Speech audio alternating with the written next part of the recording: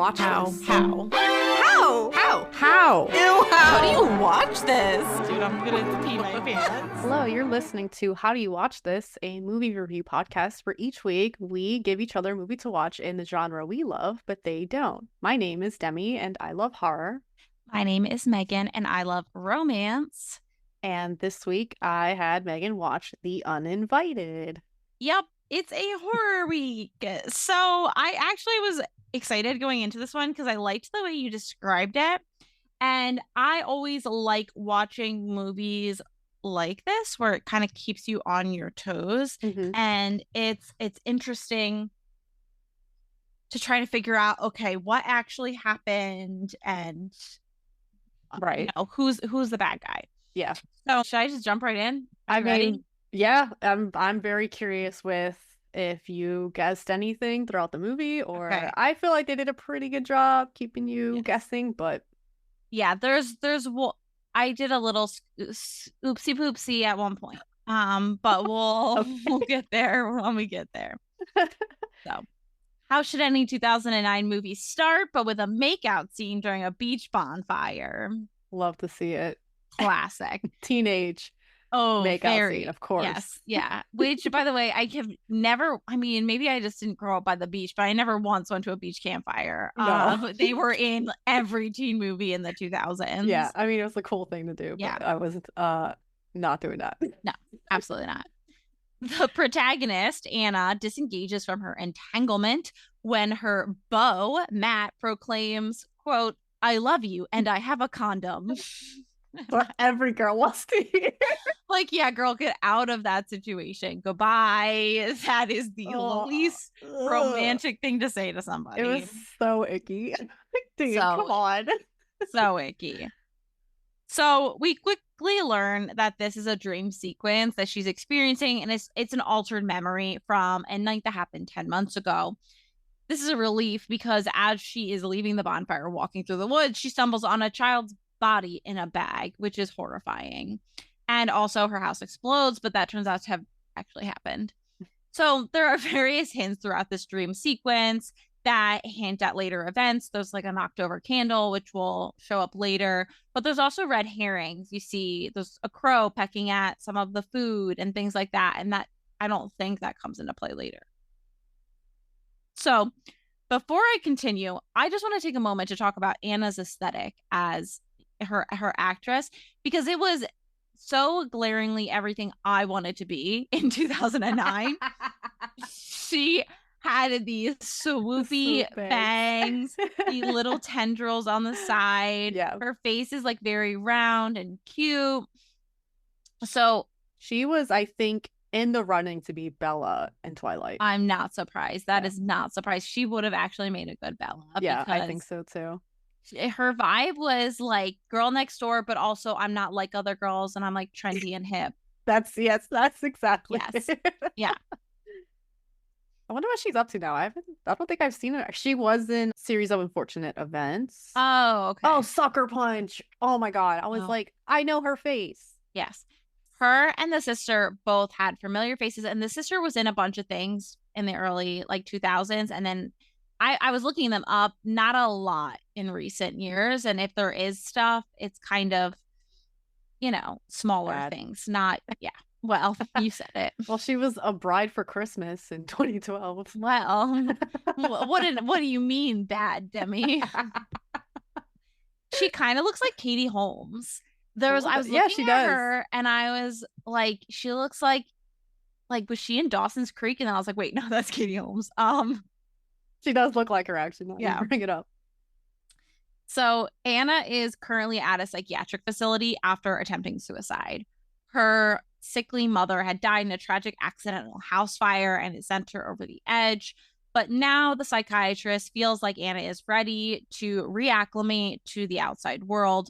And he tells her to go home, kiss a boy, get in trouble, finish what you started, which is very horrible advice. Like, I'm sorry. Yeah, like That's- this doesn't sound like a true psychiatrist. No, because it's not.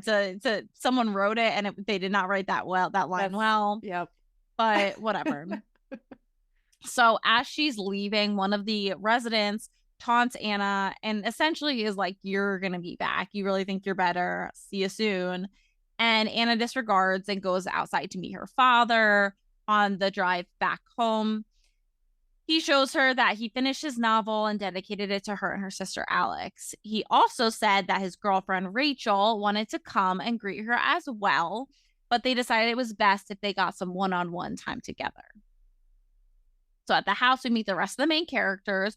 Rachel is played by Elizabeth Banks, who you might know as Effie from the Hunger Games. So it turns out that Rachel is living with the family and having grossly loud sex in the room right next to Anna's. Unconscionable. There's no reason. Like, There's what? Not it's on the like, night it she looks comes like a big home. Yes, it looks like a big house too, and it's like It's a big house and it's against her wall, and they can't keep it down. They can't wait one night. They can't. And that's the thing. It's like, I don't think I'd be in the mood after like my daughter comes over with like word. It's like, oh, well, time to bone. Very messy. That's very messy. So Rachel has started redecorating the house, putting her own spin on the place, clearly making herself at home, which makes Anna and Alex really upset, obviously. Although it is kind of weird because Alex is not being too challenging. She fights with the dad at one point early on, but aside from that, she's kind of just like, isn't this the worst? Isn't she the worst? On the aside. So something that's important to mention by this point is that Rachel met the father because she was the mom's nurse. So while the mom was dying of some undisclosed illness, but seemingly cancer or something like that, and becoming incredibly frail, Rachel is there, weaseling her way in. Horrible. So apparently the mom wanted to be in the boathouse, which is separate from the main house, while she was dying. Yeah. Which is why? Why would anyone want that? No. Oh, put me away like I'm a leper. Yeah, put me as far from family as possible. Yeah. I'm trying to live on the boathouse. Like, exactly. That doesn't make any Makes sense. no sense. I cannot understand how her mother would ever make that claim. And the fact that they didn't try to spin it as sometime in the movie to be like, oh, Rachel forced her into the boathouse. Like, that's the way it should have been, because no one would want to be in the boathouse. I'm sorry. No. So it doesn't make sense. So Rachel, in a supposed attempt to help the mom, ties a bell to her wrist so the mom could easily communicate when she's needed. Like a dog. And Anna, weirdly, I could not believe she's holding this bell. I was like, this bell, I would immediately be like, burn this in a fire. Triggered. Why would you? This is a horrifying reminder of the worst time in your mother's life. But no, Anna's like, oh my God, the bell. And puts it by her bedside table. And Alex is like, you weirdo. Yeah. That's horrible. And she's like, yeah, Rachel just bought it so she could hear the mom coming when she was trying to bang the dad, essentially. I don't think the mom was walking anywhere, to be honest. No. No, I don't think so. So that night, Anna has more nightmares, and they're basically all featuring the mom's bloody, burned body. Horrible. The next day, perhaps in retaliation for the loud sex, I don't know, but Anna rehangs a chalkboard in the kitchen, but she does it in the most horrifying manner that anyone could ever hang a picture. She just smashes this hammer into the drywall to the point where I don't think that it would be sturdy enough to hold. No. She's just ruining this kitchen. I mean, yeah, we'll talk a lot about Rachel and their relationships, but it's like, come on. Yeah. So, I mean, apparently she did it on purpose, but whatever. Rachel is determined to get Anna to like her, but also is being kind of like passive aggressive and saying things like, I hope it works out so you can stay. And shit like that. She keeps saying weird shit. It's like, There's a lot going on there that's kind of making you go, oh yeah, I don't like her. Yes. So, and Rachel's also like weaseling her way in. She's acting as like this combo block. She like interrupts the conversation between Matt and Matt, the boy from before, and Anna. Anna's visions start to haunt her during the day, and she begins to believe that Rachel caused the death of her mother. So she thinks that Rachel essentially caused the fire that caused her mother to die. Rachel starts acting stranger and is confiding in Anna, kind of trying to bond with her, and I guess acknowledging the darker side of life is what it seems like she's She's kind of being like, yeah, I went through my hard times too, and I thought about death and whatever. Yeah. I think is the attempt. But what she I think, actually says is, I nursed people and thought about they're gonna die soon.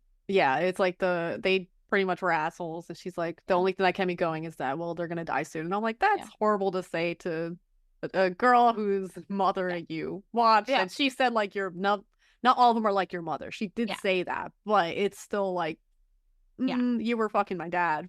Well, my mom was dying, so it's like, right. I don't feel like you're too altruistic. Yeah, you didn't care that much about my mom. Yeah. So Anna slips away from Rachel and schedules a rendezvous with Matt that night. And then later, Rachel worries the dad, and Anna overhears. She says that it may have been too soon to bring Anna home. That night, Matt doesn't show up on the agreed upon time. However, his ghost wakes Anna up. That's right. He died in the ocean that night. Apparently, he fell off on his way to go meet her and broke his back.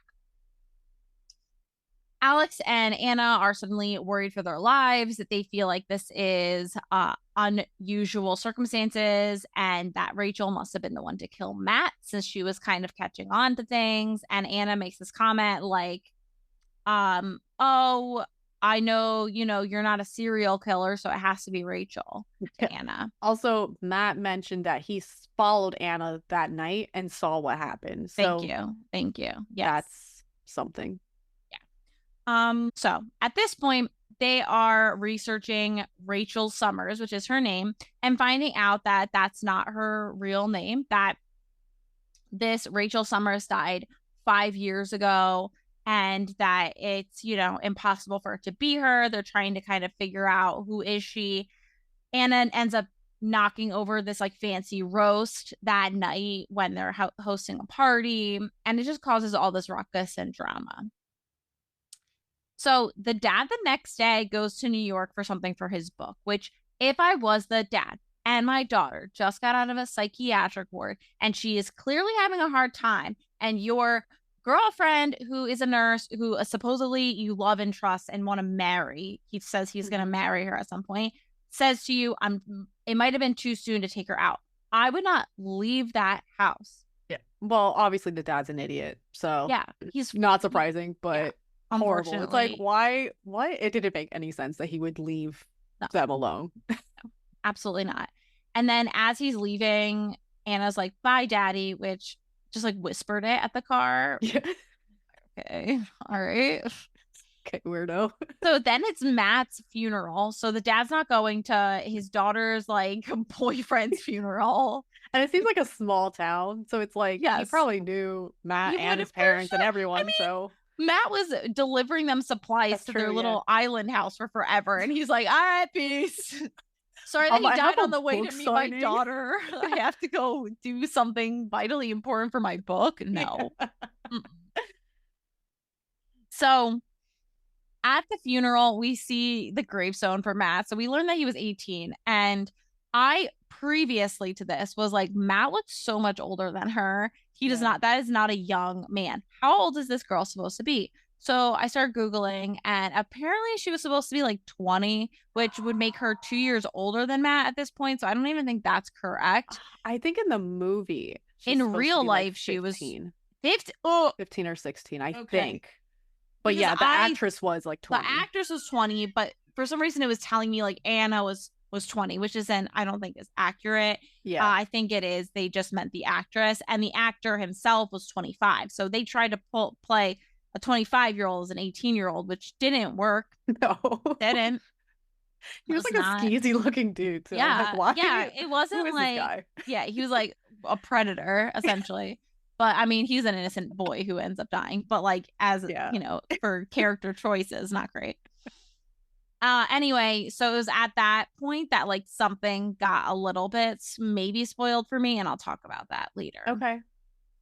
Remind me. So at the funeral, she sees that redhead girl who like died in the bag or whatever that she had seen. So she sees her walking with 2 boys, and she ends up stumbling upon this old grave, and it's the grave of 3 kids who she later researches and finds out were Iris, David, and Sam Wright, and that they were murdered by their nanny, Mildred Kemp, who was obsessed with the father, and the kids were sedated before being stabbed.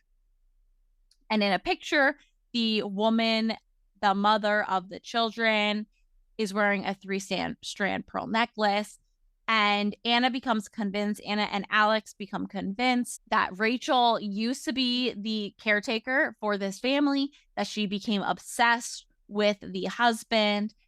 And when she realized she couldn't have him, sedated the kids and killed them and took the pearl necklace because from the mother who had died. Yeah. And the article said that the woman was still missing, was not found. So okay, that made them think like, oh, yeah, definitely her. Yes. So they decide to break in and to the bedroom of the dad and Rachel and steal the necklace to bring it to the police as proof. Alex breaks in from outside the window, and I was convinced she was gonna fall off the freaking roof and die, but she survived. She breaks into the room, and next thing you know, Anna is going into that room. She's trying to get the necklace, and Rachel sees her, offers the necklace to Anna, and then tries to sedate her, but is not successful because Anna hits her over the head with a perfume bottle that's made of freaking titanium or something. She finds that Alex is in her room, drugged, and Alex is like, go to the police, leave me here. I'll be fine. So Anna rushes in the car, gets there, leaves the door open, runs into the police officer's room. The police is like, don't worry, I got you covered. I'm going to take care of this. And then he turns the lights off, which I was like, why would you turn the lights off when she's in there? That's weird. But I guess just so she would take a little nappy nap. And then Rachel shows up and sedates her with the help of the police officer. So the police officer was on Rachel's side. Mm-hmm. Okay. Anna wakes up. She is kind of like in and out of consciousness, and she's being laid on her bed, and there is a knife on her nightstand. Rachel's getting her ready for bed, and Alex shows up behind Rachel, and the next thing you know, Anna goes black. She wakes up and sees blood all over the carpeting, and she's like worried that it's Alex. At this point in time, you're like, whose blood is this, Alex or Rachel's? And she follows that blood. It's like squelching in the carpet. It's super gross, all the way into the dumpster, where she opens and finds Rachel's body. Alex shows up and is like, I had to do it. Like, I had to do it. And they're like comforting each other. And at that point in time, the dad's Jeep rolls up and he comes out, and she is, blaming Alex. And he's like, bro, Alex died a year ago in the house fire. Oh my God. Dude, I was surprised. That actually surprised me. I was not expecting that, because I was convinced. I was like, oh, it was Alex. Alex killed Rachel. Yeah.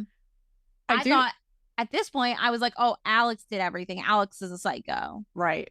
And I do think this movie did a good job with that, because I've seen other movies where they try to make you, think that the other person is real and they're not. And there's like little things you can pick up on. But this one, I was like, I feel like they did pretty good. Like, if you look back at it, like, you'll notice some things, but it was pretty well done. That's what I was thinking. I was like, I could definitely rewatch this knowing this new perspective. But they show, Anna's not well, clearly, and she's seeing things. So she's having like auditory hallucinations of the dad and Alex fighting. So that scene never actually happened. She imagined that.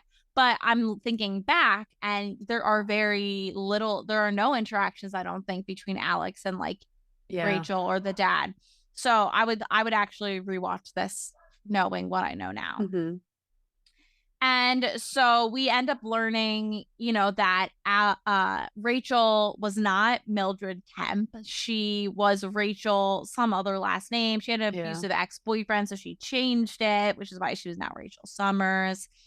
And the dad is like devastated. Obviously, he's lost everyone in his life at this point. Yeah. And we learn that essentially the fire that happened was not Rachel. It was an accident, but it wasn't the accident that you think it was. There was some intentional horror happening. So what happened the night of the campfire is that Anna went home, she sees through a peephole that her dad is banging Rachel, even though her mom is still alive.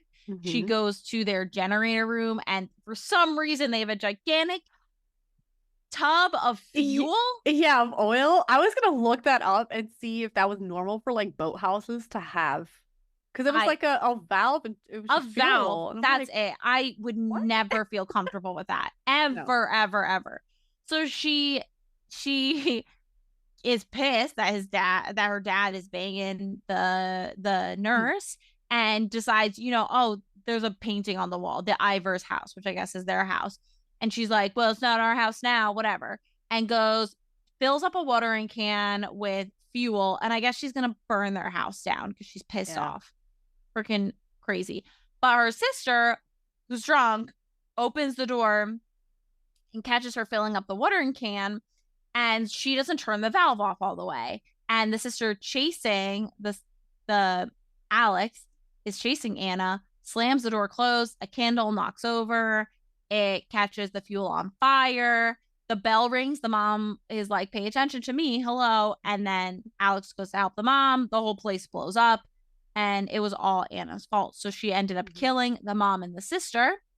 And then, honestly, I do feel bad for the dad, because his daughter also then kills his girlfriend and then is in a mental hospital. So he's alone now. So that sucks. Yeah, it does suck for like I said, I have things to say about him and Rachel, but he was definitely like dumb, but also and like I don't agree with a lot of his choices, but it sucks. Like I feel bad for him. You know, because he like almost had his daughter back and then nope. JK. LOL. He's a psycho. Oh, and what about Matt? What happened to Matt? Oh, sorry. Thank you. Yeah, so Matt went to meet her. She actually did meet with him, and he obviously knew what happened, what she did, and she essentially shoved him off a cliff. And he tried to hold on to her, and she was like, goodbye, and he broke his back. So that's cool of her. Also, at the end, we realize that Mildred Kemp was the lady at the beginning, the resident at the mental hospital, who was like, you'll be back. And she gave that 3-strand pearl necklace to her. Yep. That's the movie. Yeah. So, and I'm kind of guessing that as I'm saying it, I was wondering about the 3-strand pearl necklace. Was it just that like there was a nurse for the mom who died, and it just happened that that was Rachel? Or is it just like this is like a random 3-strand pearl necklace? Do you know?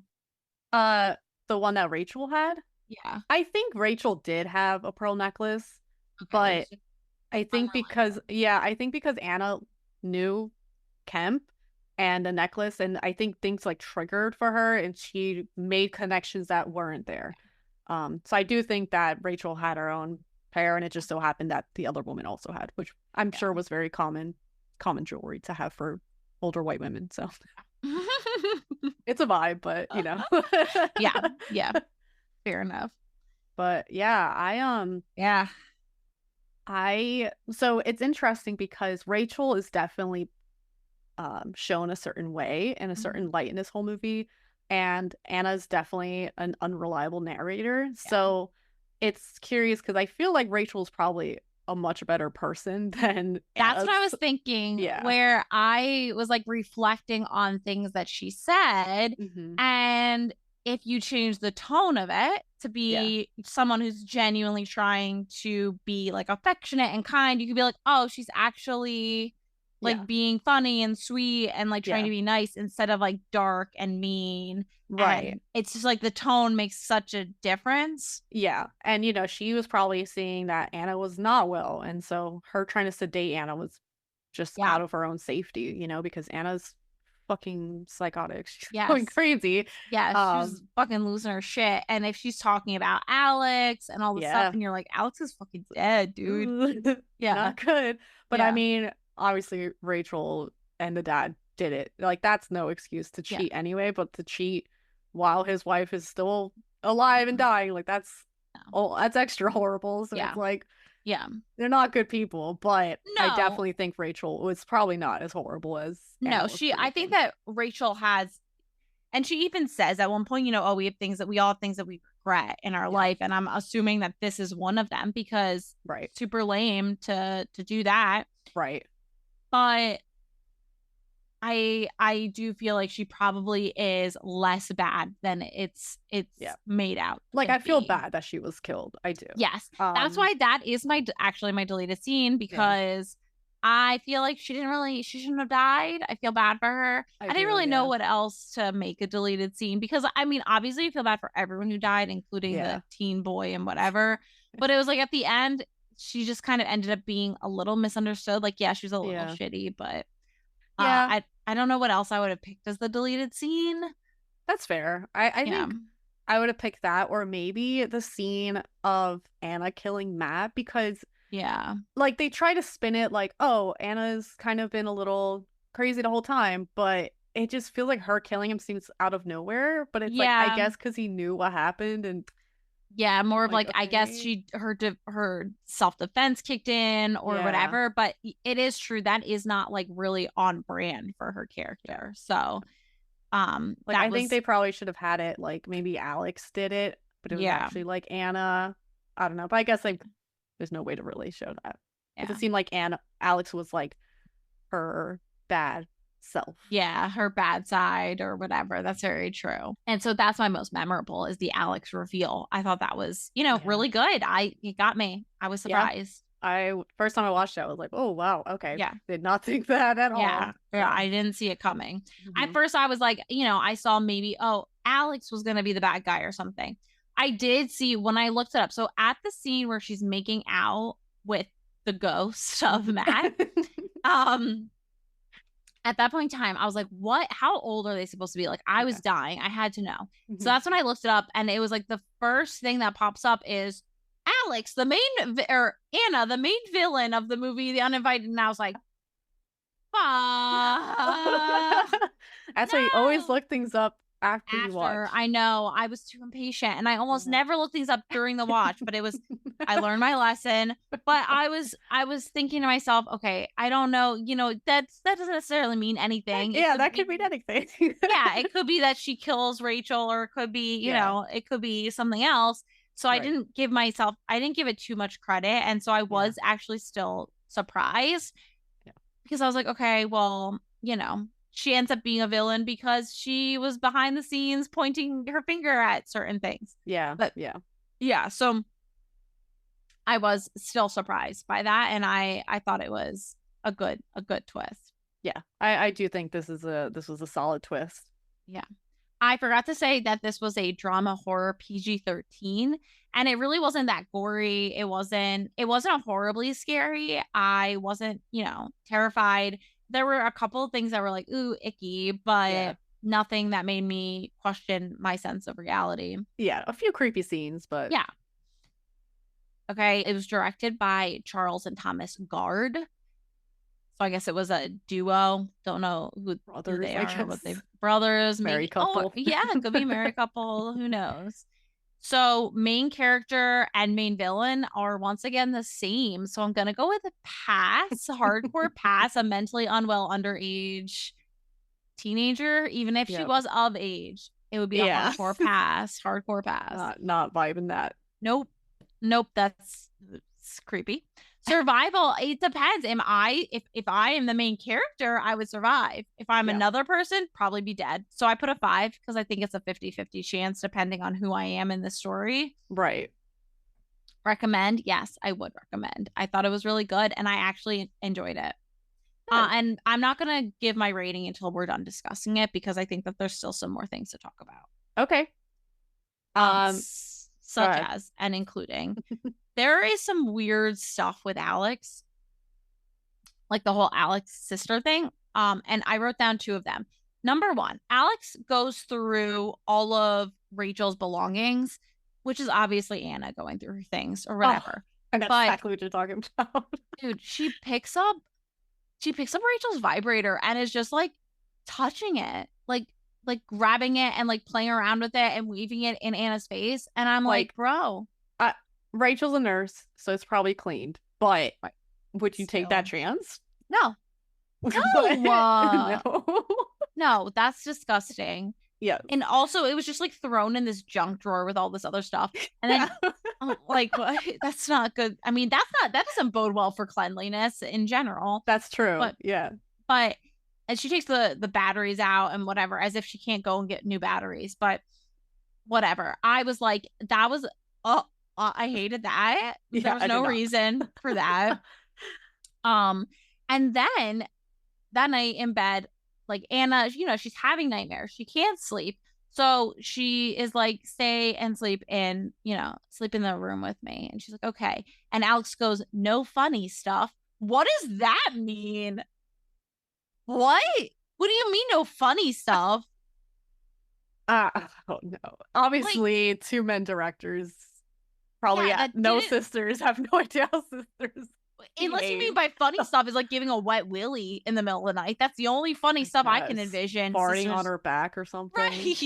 Right. Like funny when someone says no funny business, usually you're like, oh, it's gonna be something, but yeah, no touchy feely. Right. And it's like, better not be, or we have to call the cops. The police. Like, I don't know, maybe it was supposed to be meant in that way, but I think it had to have been, but maybe the wording was horrible. Yeah, like maybe, I don't know if like back then it had meant something different. Yeah, but I don't know. Wasn't that long ago either. No, I'm about to Google no funny stuff. Origins. Yes, origins. Origins probably was like no silly stuff, to be honest. Yeah, it probably was something innocent, and it's just been ruined over time, and now I like cannot emotionally handle it. Let's see what Quora, remember Quora? Quora says, what is the meaning of no funny stuff? No playing around or no joking. Okay. Be serious. Okay, so I guess according to Quora. According to Quora, it's completely innocent. So I'm just we're the problem. Yeah. We're the problem. Yeah, I expect a higher caliber of, writing, I guess. Yes. So anything else that we need to cover? So the only fact about this movie is that it's actually a remake of a Korean film. And the Korean film is called A Tale of Two Sisters. This movie was going to be called the same thing, but then it got changed to Uninvited. I don't know why. Yeah. A Tale of Two Sisters is much better. I heard that it's scarier. It is scarier. It's really good, but it's definitely creepier, especially if you've never watched any like Asian horror. Yeah. That shit will that shit will trip you out because they really do ghost really well. But I think even if you watch this one, it's still worth watching. Tale of Two Sisters. So anyone who likes horror, I would recommend watching that because there's a lot different that happens, and it's really good. Yeah, I appreciate you not starting me off with like the worst thing. Yeah, I mean, it's been a while since I've watched it, so I have to rewatch it. But if I was to throw an Asian horror at you, I'd probably throw like The Grudge or something, or The Ring. Okay, so we'll get there. Vaguely familiar. Yeah. Yeah, I don't have anything else other than that it was a remake. So yeah, but like all American remakes, they're not as good. Yeah. But I thought this one was still pretty good. I liked it. I genuinely liked it. I'll say that. And I gave it a 4.25. So I feel like, and I was even leaning towards 4.5, and I kind of waffled back and forth because it did genuinely surprise me. But there were elements of it, certain writing things or things that I maybe would have liked to have seen differently. But I don't know. Like, I think it was really well done, and I would genuinely watch again. Maybe I should give it a 4.5. I woke up in the middle of the night and said, give it a 4.5. And then before I started, I was like 4.25. So we'll go with 4.5. You know what? We'll follow Megan at 4 a.m. saw it, which was apparently creeped me out enough in the middle of the night to give it a higher rating. Yeah, wake up in a fever give it a higher rating. Yeah. Oh gosh, I can't believe I thought about giving it a 4.25. But no, I think it's still pretty solid watch. When I rewatched it, I was like, I had a good time again. It's good. So. At the end, Travis was like in and out watching it. God forbid he sits and watches a full movie with me, but he's like, yeah, that's not believable at the end, and I was like, what? Well, how many movies do you watch that you're like, that's believable? We watch Star Wars and you're going to say, oh, that's not believable. You know what's not believable? A man and gets seriously deformed by burns and is able to survive in a black metal suit with gasping oxygen tank, and then uses a saber made of light Yeah, that battle his son and cuts his son's hand off, and then announces that he's his father. That's unrealistic. that is so believable. The Yeah. lightsabers themselves, I mean, Yeah, exactly. So easily anyway, believable. Travis is probably like Discord messaging me right now. Yeah. Like, how dare you make fun of Star Wars? How dare It's you. so real. It's real in my Anyway. heart. Yeah. I don't really think that a lot of horror movies are realistic, which is how I'm No. able to sleep at night. So Yeah, they're mostly not. And No. if they are, it's maybe invasion movies are kind of more realistic, but yeah. I mean, I think that the closest thing you get to realism is when they're like real life scenarios that happen, like exactly. in the part of Barbarian with the guy breaking into houses, not the part with the weird supernatural offspring, but Yes. in like that element of it, like that's Right. super realistic. Exactly. That's horrifying. That's why I don't like watching a lot of invasion. That's why Alyssa said she likes invasion horror movies. I'm like, oh, why? Like, when you said invasion, I thought you meant like alien. Oh, invasion. alien? No, like people breaking in. No, we can't. I can't. No, it's not for me.